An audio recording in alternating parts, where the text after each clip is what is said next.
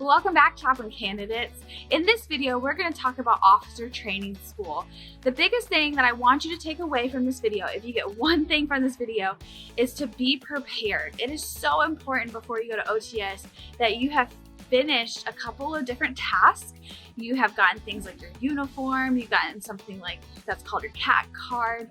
It's really important before you go that you have that all with you ahead of time. So again, I'm gonna repeat it, very important. If you get anything from this video, it's try to be prepared as much as you can. So this video is gonna help you out with that as well, but we're gonna give you guidance on how to be best prepared before you go to OTS. OTS, for most of y'all, may be your first experience in the military culture.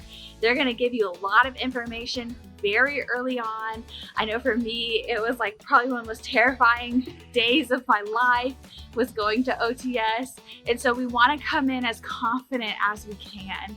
One of the best ways to be prepared is there's going to be emails that are going to be sent to you. Maybe you already have them or they're about to be sent to you. That's going to come from the chaplain candidate program.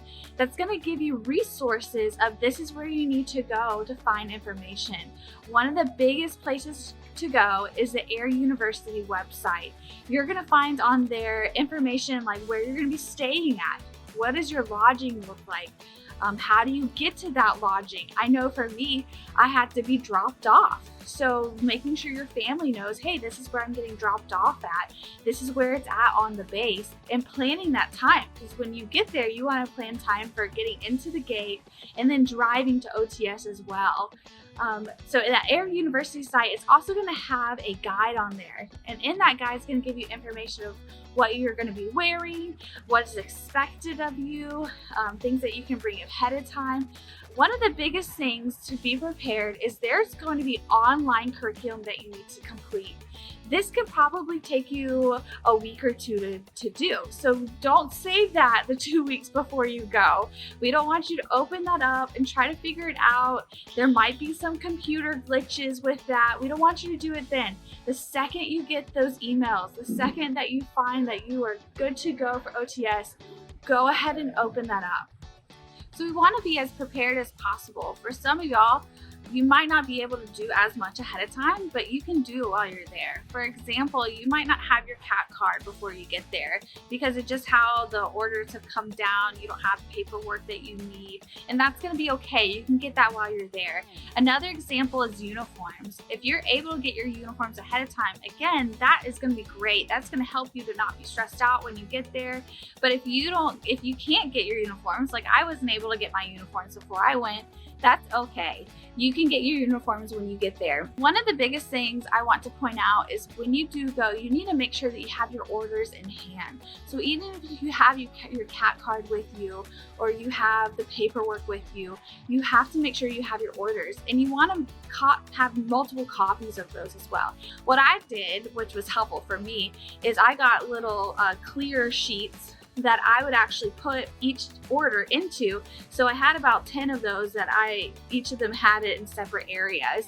And that helped me organize what was going on. So I came ready, I could just hand that to them. I didn't have to go through the paperwork and figure it out when I came. One thing that's important is if you are married, again, ahead of time, see if you can go ahead and set up in DEERS your kids, your spouse, so that while you're there, your pay is going to be correct. There might be some issues when you get there about pay, but if you can, again, be prepared, that's not going to be a stressor you have to worry about. Because we want to make sure that when y'all go, that your focus is on learning the knowledge, getting that Air Force culture, and really solidifying this calling that you have for your life, but not having to worry about your pay, not having to worry about kind of these little mundane things. One thing that really helped me out as well is knowing how to pay for food. That's important in my life, and it might be important in your life as well. So you are going to be eating at the DFAC. That is your only option while you're at OTS until you get privileges and can go on base. So the DFAC only takes $20 bills, and you need to bring with you enough money to pay every day for the DFAC. So that's going to be around $300 that you're going to want to bring in $20 or less bills. When you arrive to OTS, you want to make sure you're wearing the proper attire.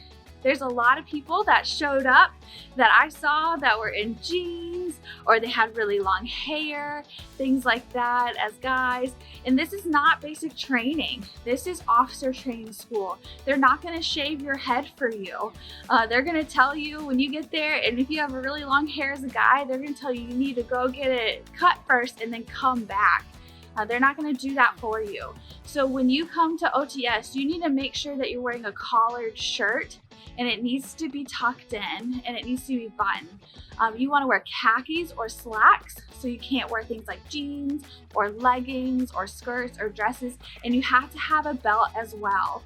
So you want to have that collared shirt, and ideally you want to have something probably that's a solid color, something that's not going to make you stand out. You want to be appropriate looking and professional looking.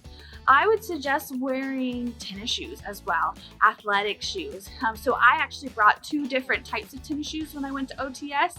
I brought a pair of tennis shoes that I didn't care to get dirty, and then another pair that was my running shoes. Those are what I worked out in.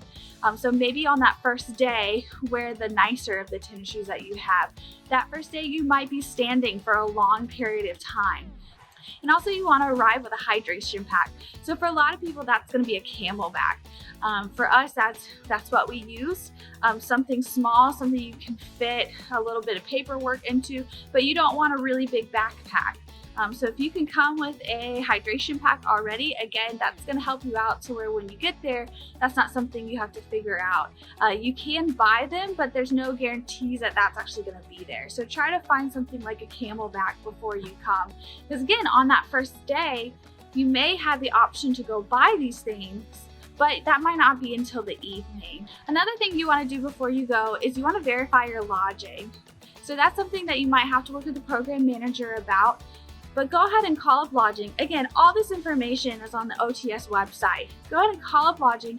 Make sure that they know that you have a place that you're going to be staying at, and you want to make sure that that payment is on your on your GTC card. So at this point, you should have a GTC.